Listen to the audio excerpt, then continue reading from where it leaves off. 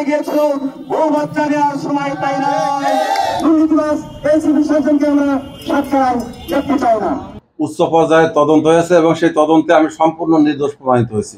আমার বিরুদ্ধে কোনো অভিযোগ প্রমাণিত হয় নাই।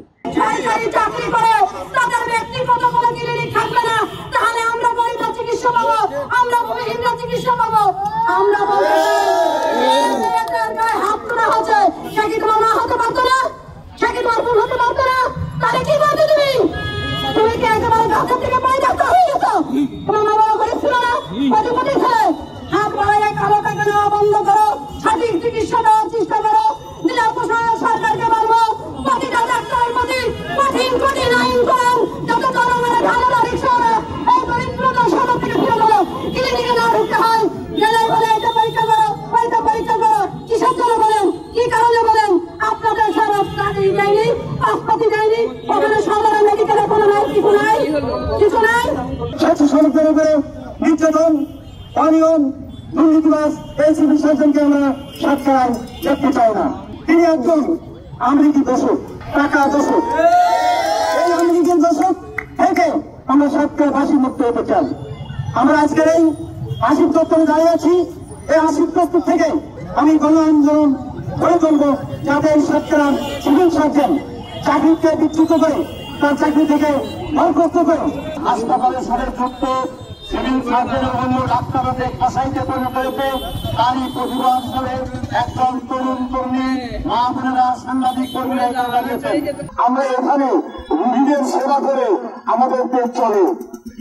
13-14 বছর ধরে আমরা প্রত্যেকে অক্লান্ত পরিশ্রম করে, আমাদের নামে কোনো রিপোর্ট নাই, আমাদের নামে কোনো ব্যাড রিপোর্ট নাই, আপনারা খোঁজ দিতে পারেন। কোনো প্রকার কেন্দ্রীয় নির্দেশ ছাড়াই, আমাদের স্বাস্থ্য মন্ত্রণালয়ের কোন নির্দেশ নেই কাউকে ছাড়াই করার।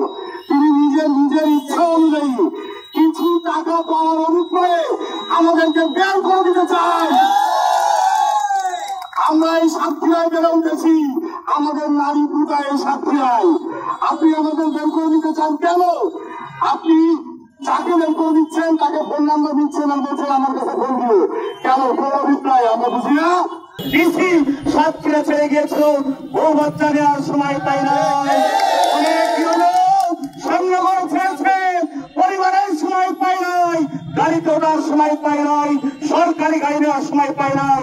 আব্দুল সালাম তোমার পাশে আশিক, ওই খন্ড আশিকের কুকর্ম সাতক্ষীরাবাসী জানে।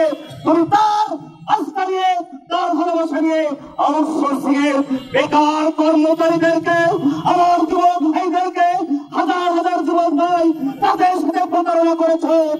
আমার নামে যে সমস্ত অভিযোগ নিয়ে মানববন্ধন নামক কাহিনী করা হচ্ছে, একটা মীমাংসিত বিষয় যেটা নির্দোষ প্রমাণ করা হয়েছে, সেটা নিয়ে আবার কেন বা কার প্ররোচনায় এটা করা হচ্ছে, এই বিষয়টা খতিয়ে দেখার জন্য আপনাদেরকে অনুরোধ করা হলো। তদন্ত উচ্চ পর্যায়ে তদন্ত হয়েছে এবং সেই তদন্তে আমি সম্পূর্ণ নির্দোষ প্রমাণিত হয়েছি। আমার বিরুদ্ধে কোনো অভিযোগ প্রমাণিত হয় নাই। তারপরও কেন এটা নিয়ে এই নাটক সাজানো হচ্ছে, এগুলো করা হচ্ছে, এটা আমার জানা নাই। তবে আমি কিছু বিষয় নিয়ে হাসপাতালের স্বেচ্ছাসেবীদের সরাই দেওয়া থেকে কিছু বিষয় নিয়ে কাজ করছি, যেটা হয়তো বা কারো স্বার্থে লাগছে।